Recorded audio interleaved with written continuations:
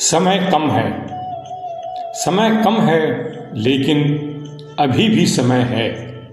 सुतांजलि वर्ष 9 अंक 11 फरवरी प्रथम 2026। ओशो की व्याख्यान पर आधारित मन का उपद्रव। मन तर्कनिष्ठ है और जीवन रहस्य।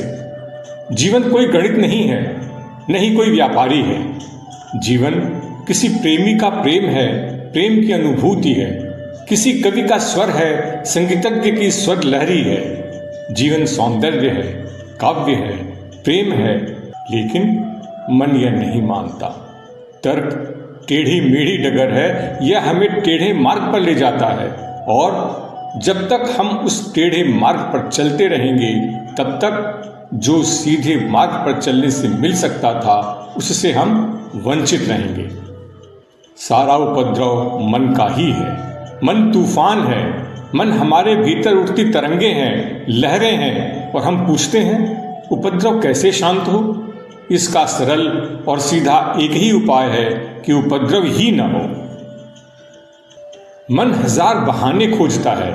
कभी कहता शरीर ठीक नहीं है, कभी तबीयत जरा ठीक नहीं है, कभी कहता है घर में काम है, कभी कहता है बाजार है, दुकान है, हजार बहाने हैं। ध्यान से बचने की मन पूरी कोशिश करता है, क्योंकि ध्यान सीधा रास्ता है, रास्ता जो मंदिर में ले जाता है, इधर उधर यहाँ वहाँ नहीं ले जाता। परमात्मा से लोग वंचित हैं, इसलिए नहीं कि वह बहुत कठिन है, वंचित इसलिए है कि वह बहुत सरल है। परमात्मा इसलिए वंचित नहीं है कि वे बहुत दूर हैं, इसलिए वंचित हैं कि वे बहुत पास हैं। उसे पाने में कोई कठिनाई नहीं है। अगर दूसरे शहर जाना हो, दूसरे गांव जाना हो तो दूर की यात्रा है, मन निकल जाता है। लेकिन अगर पास वाले कमरे में जाना हो तो, बगल के पड़ोसी के जाना हो तो पास ही है। यात्रा में यात्रा ही नहीं है। कहाँ जाना है? कहीं जाना ही नहीं है। अगर कहीं जाना है ही नहीं तब मन नहीं निकलता।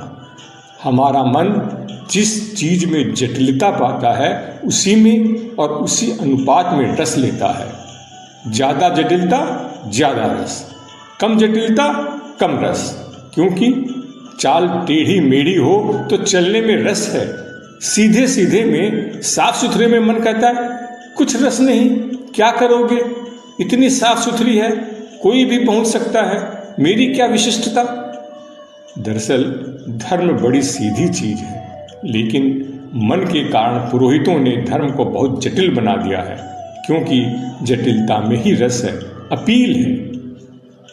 तो उल्टी सीधी हजार चीजें धर्म के नाम से चल रही हैं। उपवास करो, शरीर को सताओ, इस पर्वत पर जाओ, उस नदी में स्नान करो, इस मंदिर में जाओ, वो पूजा पाठ करो, जब तब करो, और भी न जाने क्या क्या।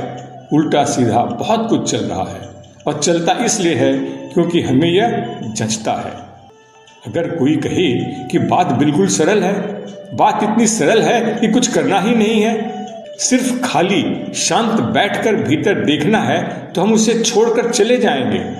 हम कहेंगे जब कुछ करने को है ही नहीं तो क्यों समय खराब करना, कहीं और जाएं जहां कुछ करने को हो। बस समझ लीजिए कि मन का उपद्रव शुरू हो गया।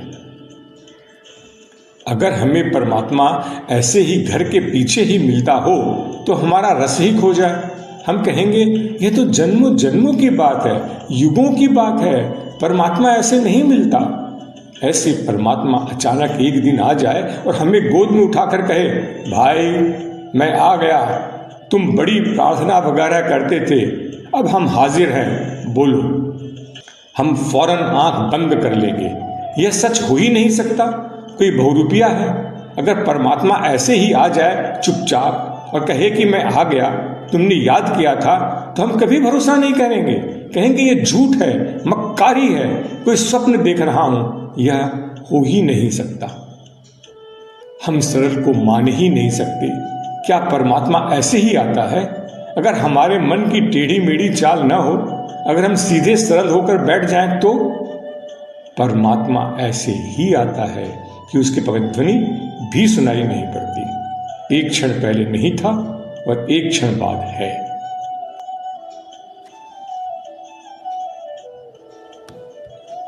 अचानक हम देखते हैं कि उसके मेघ ने हमें घेर लिया है, उसके अमृत की वर्षा होने लगी है। हम कभी यह भी न समझ सकेंगे कि मेरी क्या योग्यता थी कि परमात्मा आया।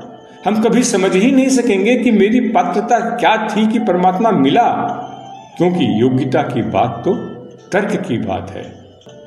परमात्मा किसी पात्रता से थोड़े ही मिलता है। मैंने ऐसा क्या किया था जिसकी वजह से परमात्मा मिला? क्योंकि कुछ करने से परमात्मा नहीं मिलता, वह तुम्हें मिला हुआ ही है, तुम इसे खो ही नहीं सकते। मन की टेढ़ी मेढ़ी चाल है कि तुम्हें लगता है कि खो गया है, फिर खोज का सवाल उठता है। जो कभी खोया नहीं उसे हम खोजने निकल जाते हैं। जिस दिन परमात्मा मिलता है उस दिन प्रसाद रूप अकारण ही मिलता है। हम जरा बैठें, हम दौड़े नहीं, हम थोड़ा मन को विसर्जित करें, हम मन की न सुने, हम मन के धुएं से जरा अपने को मुक्त करें, हम जरा मन की घाटी से हटें, थोड़ा सा फासला मन से बनाएं और परमात्मा से सारी दूरी मिट जाती है।